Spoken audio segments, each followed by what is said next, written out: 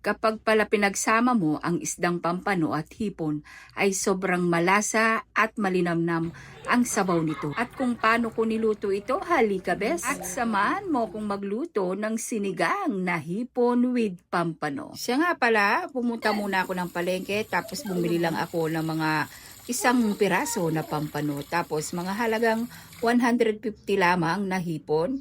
Inalis ko yung kanyang mga balbas o mga nakakatusok at nagiwa rin ako dito ng luya, sibuyas, gabi, saka yung labanos na tinatawag or radish naman sa Ingles. May mga ibang nagluluto ng sinigang hindi sila naglalagay ng radish.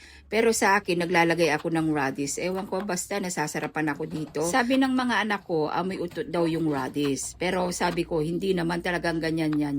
Sabi ko, pero pag natikman mo yan, masarap ka ako. Tapos nanggisa na ako dito ng luya, sibuyas, hinalo-halo ko lang hanggang maging golden brown. Tapos naglagay pala ako dito ng mga ilang piraso na kamatis. Gisa-gisa mo lang ng parang ganyan at kunin mo yung hipon dahil igigisa po natin ito. Para wala lang, para maalis lang yung lansa niyang konti. Pagkatapos syempre, pag naluto na to, naging orange na siya, iyahon mo muna ito sa kahirapan. Siya nga pala, nilagay ko na pala yung radish saka yung ating gabi. Pag naiyahon mo na yung ating hipon, ay gigisa mo na naman mabuti yung ating radish saka gabi. Halo-halo ka lang na parang ganyan. Pagkatapos naglagay pala ako dito ng konting patis ba para pampalasa na. Pag nanggigisa ka bes, kailangan isabay mo na yung patis para hindi malansa. Tapos lagyan mo siya ng tubig, pakukuluan at palalambutin, tapos ilagay mo na yung ating sitaw at isdang pampano. Pagkatapos isabay mo na rin dito yung ating sampalok para lumasa na yung ating pampaasim. Tapos tatakpan mo ito at pakukuluin at palalambutin. Siya nga pala mga bes, nakalimutan ko yung ating talong kaya hinabol ko na lang dito. Tapos sinalo-halo ko lang na parang ganyan at palalambutin ko na to. Pero napansin ko parang malambot na yung sitaw kaya nilagay ko na rin yung kangkong. Saka ko na pinaibabaw yung ating ginisa na hipon.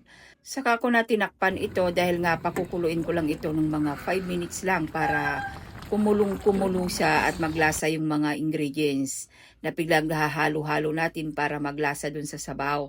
Ay nako, pag natikman mo tong sabaw na to bes, talagang masarap. Sabi ng mga anak ko, nung natikman nila yung sabaw, sobrang napakasarap daw at malinamnam. Oo bes, talagang napanganga sila sa talagang combination ng isda sa kahipon. Napakasarap pala nito. Sabi ni Mother Earth ko, nagugutom na daw siya kasi nga pasado 12 na. Alam nyo naman yung mga senior, kailangan na ng pakainin dahil nga sumasakit daw yung tiyan ni Mother Earth. Ayaw niyang nalilipasan ng gutom. So nasiyahan naman si Mother Earth ko at nasarapan dito sa ating nilutong sinigang na hipon with pampano. At siya nga pala mga bes, binigyan ako ng pasalubong ng aking kapatid na Warka. Sabi niya, tikman mo to ate bes, sabi niya sa akin. Kalamay ito ng made of Candon, Ilocos Sur. Tikman daw natin kung anong lasa. Sabi ko kasi sa kanya mga bes, ibilin niya ako ng banga. O kawali na banga, yung galing sa banga, yung kulay black na banga na pinaglulutuan. Ito naman yung binigay niya sa akin na pasalubong bes. Tignan mo naman. Tikman nga natin at i-rate natin kung talagang masarap yung kalamay ng Candon, Ilocos Sur. Hey, Berson, di malang mga Natikman natin bes. Ay, alagkit masyado naman ayan. Oh, alagkit siya oh. Siyempre, kalamay. Alam nga, malagkit.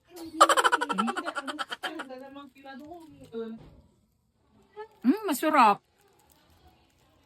May lasa siyang nyog. Nyog na parang buo-buo. Kaso nipis naman. May inog na.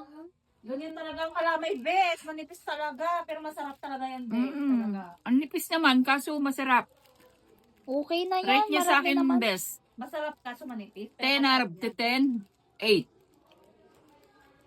8 out 8 siya. 8 out of 10. Yes. Sarap.